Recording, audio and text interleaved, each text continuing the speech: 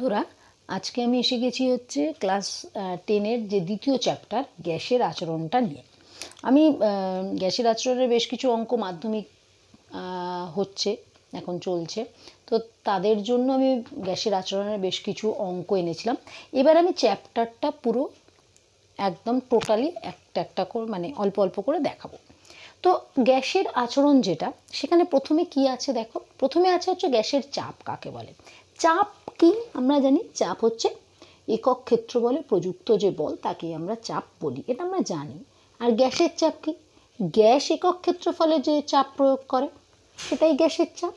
আর তার গ্যাস চাপের একক সে একই, আমরা জানি কি নিউটন মিটার, যেটা জানতাম আমরা, মানে চাপ হচ্ছে বল বাই ক্ষেত্রফল, তার মানে নিউটন পার মিটার স্কোয়ার, ডাইন পার সেন্টিমিটার স্কোয়ার, এটাই হচ্ছে আমাদের একক, এটা আমরা জানি।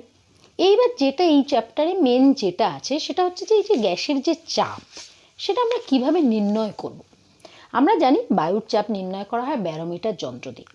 এবার একটা বদ্ধ পাত্রে আছে ধরে, সেই পাত্রের মধ্যে যে গ্যাসের যে চাপটা সেটা তোমাদের নির্ণয় করতে হবে। সেই জন্য আমরা যে যন্ত্রটা ইউজ করব তাকে বলা হচ্ছে ম্যানোমিটার। জিনিসটা কি, সেই জিনিসটা হচ্ছে একটা এরকম একটা ধরো বদ্ধ পাত্র আছে,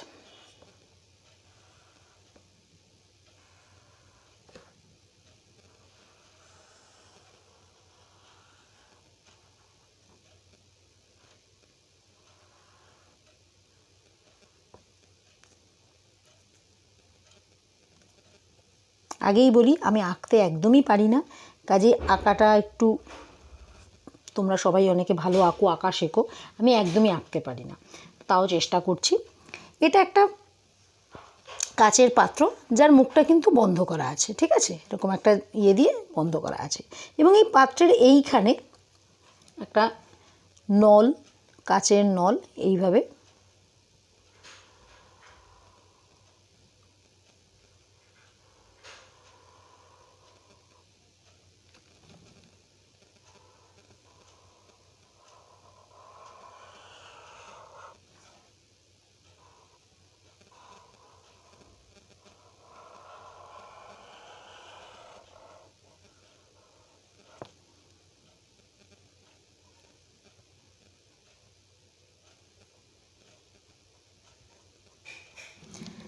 যেটা বলছিলাম যে বদ্ধ পাত্রে আমি বায়ুর চাপ নির্ণয় করব। সেটা করতে গিয়ে আমরা যে যন্ত্রটা ব্যবহার করি সেটা হচ্ছে ম্যানোমিটার। ম্যানোমিটার ম্যানোমিটার জিনিসটা কি, ম্যানোমিটার হচ্ছে একটা কাচের নল যার একটা মুখ খোলা, এবং কাচের নলটা দেখো একটা ছোট বাহু একটা বড় বাহু আছে।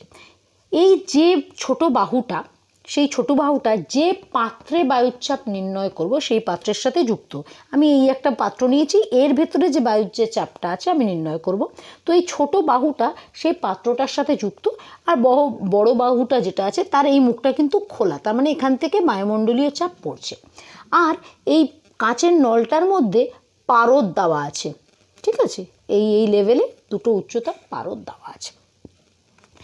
এইবার আমরা ধরে নিচ্ছি যে যে বায়ুমণ্ডলের যে চাপ,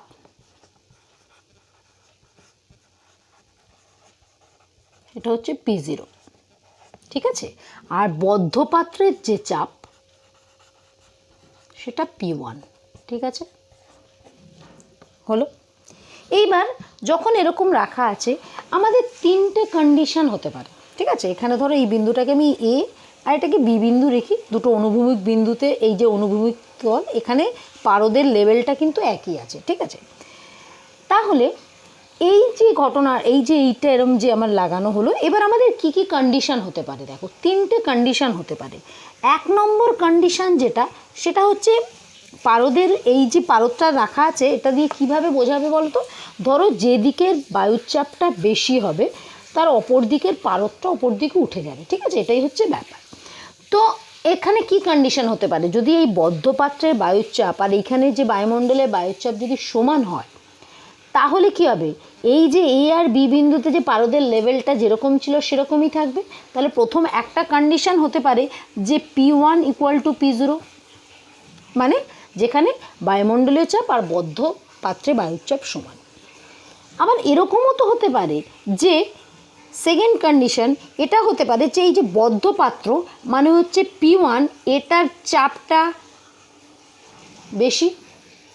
যদি বেশি হয় তাহলে কি ঘটনা ঘটবে, এইখানে চাপটা বেশি, চাপ পড়ছে, তাহলে কি হবে, এই দিকের পারদের লেভেলটা উঠে যাবে। ধরো এরম সি অবস্থানে উঠে গেল, এইটা ধরো এই উচ্চতা অবধি উঠলো, হলো তো।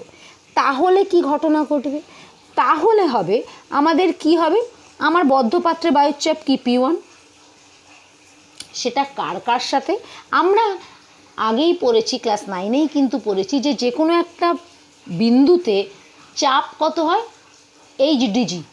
তো এখানে এই উচ্চতাটা H, তাহলে আমার এই বি থেকে যে সিতে উঠলো এইখানের চাপটা কি হবে, HDG, আর প্লাস বায়ুমণ্ডলীয় চাপটা। ঠিক আছে, কোন ক্ষেত্রে, যখন এখানে বায়ুর চাপটা বেশি।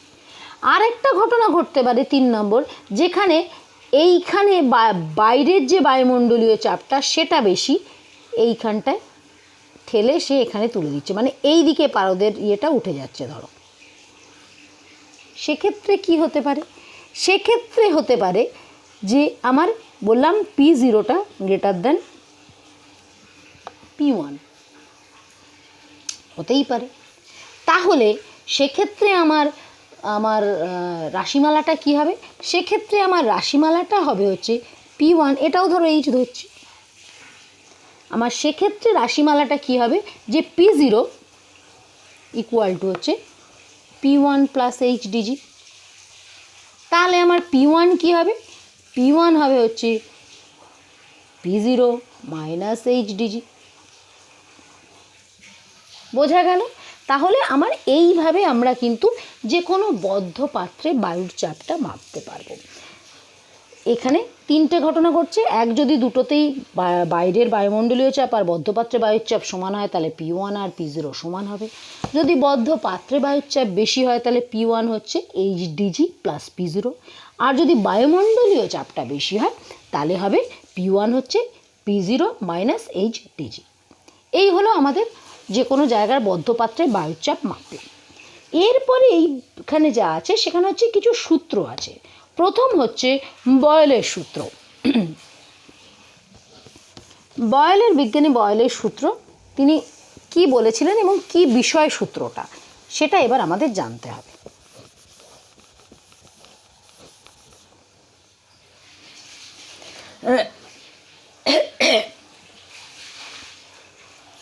বয়েলের যে সূত্রটা সেটা হচ্ছে বয়েলের সূত্র।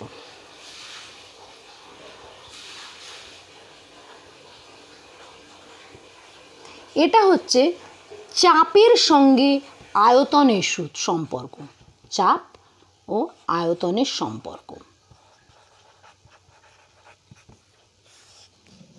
চাপের সঙ্গে আয়তনের সম্পর্ক কি বলা আছে, এবং এই চাপের সঙ্গে আয়তনের যে সম্পর্ক, এখানে বয়েল কিছু কন্ডিশন দিয়েছেন। বলেছেন নির্দিষ্ট ভরের গ্যাসের ক্ষেত্রে, কি বলছে, নির্দিষ্ট ভরের, যেহেতু গ্যাসের আচরণ পড়াচ্ছি অবশ্যই এটা গ্যাসেরই হবে, নির্দিষ্ট ভরের গ্যাসের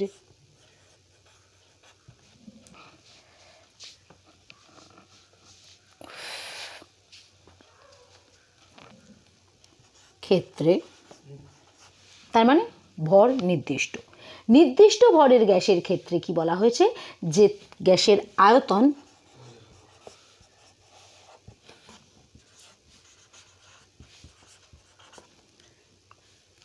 গ্যাসের চাপের সঙ্গে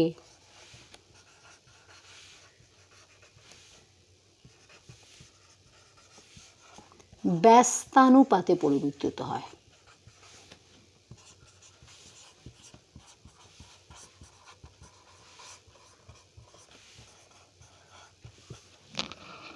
তাহলে কি বলা হয়েছে, যে নির্দিষ্ট ভরের গ্যাসের ক্ষেত্রে গ্যাসের যে আয়তন তার চাপের সঙ্গে ব্যস্তানুপাতে পরিবর্তিত হয়। তাহলে আমার যদি চাপ P হয় আর আয়তন যদি V হয় তাহলে বলা হয়েছে V varies 1/P, আয়তন চাপের সঙ্গে ব্যস্তানুপাতে পরিবর্তিত হয়। আমরা জানি এই সমানুপাতিক চিহ্ন তুলতে গেলে কি করতে হয়, একটা সমানুপাতিক ধ্রুবক লাগতে হয়। তাহলে V equal to K P, এখান থেকে আমরা কি দিতে পারি, পিভি ইকুয়াল টু কে। তার মানে চাপ আর আয়তনের গুণফল সর্বদা ধ্রুবক হবে।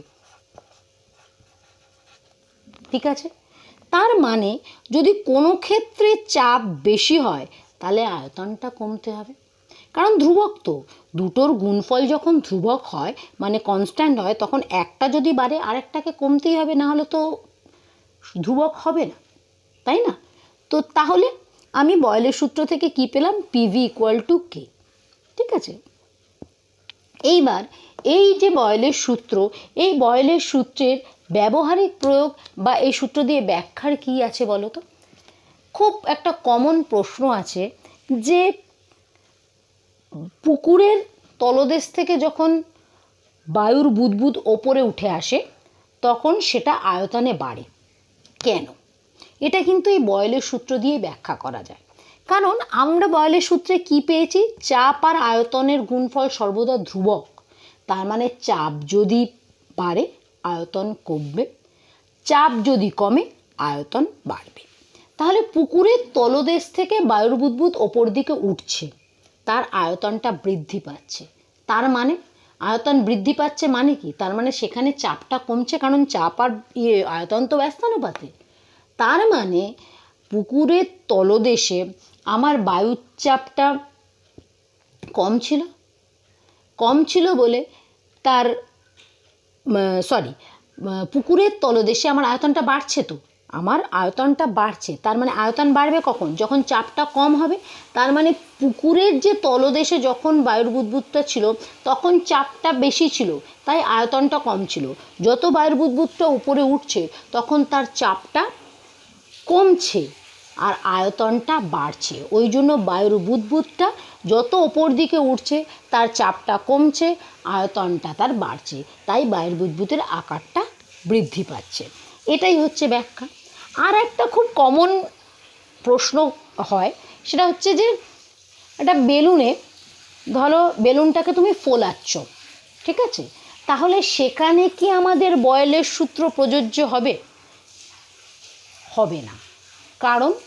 তার কারণ বেলুনটাকে ফোলাচ্ছি মানে কি, তার ভেতরে ভরটা বাড়ছে। আমাদের কিন্তু বয়েলের সূত্রে প্রথম কন্ডিশন নির্দিষ্ট ভরের গ্যাসের ক্ষেত্রে, তাহলে আমার বেলুনে যখন আমি বাতাস ভরছি তখন ভরটা তো নির্দিষ্ট থাকছে না, তাহলে সেক্ষেত্রে অবশ্যই বয়েলের সূত্র প্রযোজ্য হচ্ছে না। বোঝা গেল?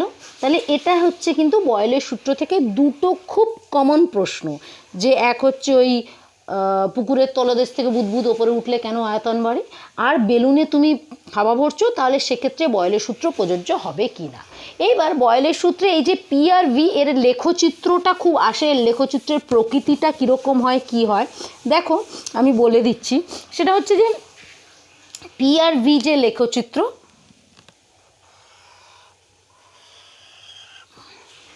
এখানে পি, এটা ভি, এর লেখচিত্রটা এই রকম হয়, আয়তকার সমপরাবৃত্ত টাইপের পিভি লেখচিত্র। আর একটা লেখচিত্র হয় যদি পিভি আর পি দিয়ে করো, মানে ধরো এই ওয়াই অ্যাক্সিস বরাবর পিভি আর এক্স অ্যাক্সিস বরাবর পি যদি হয়, তাহলে এই লেখচিত্রটা কিন্তু সব পি অক্ষের সমান্তরাল একটা সরলরেখা হবে। ঠিক আছে,